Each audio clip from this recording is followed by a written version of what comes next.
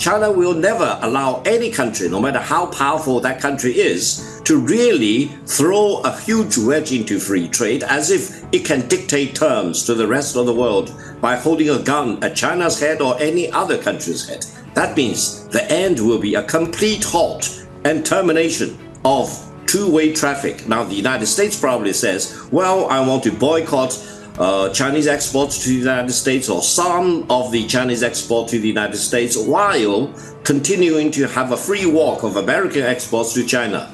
That will be completely pipe dream.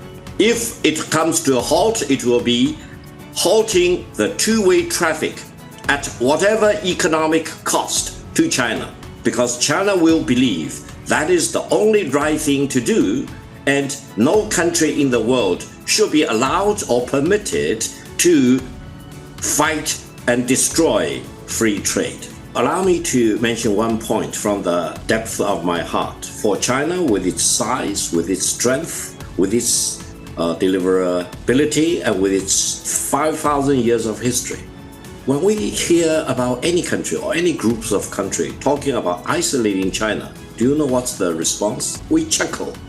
Because from my perspective, it's a mission impossible. China is the largest trading partner with more than 140 nations in the world. And you want to isolate China? You want to really break up all these economic relations? It's a fantasy.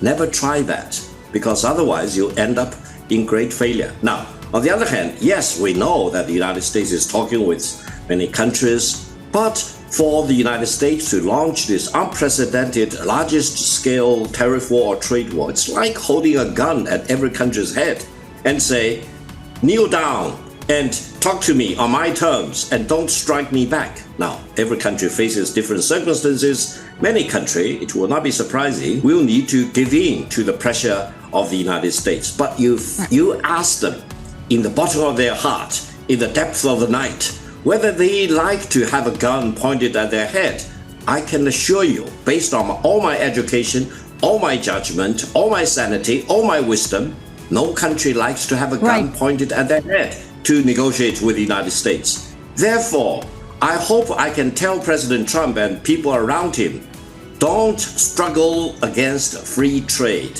Follow the principle of free trade.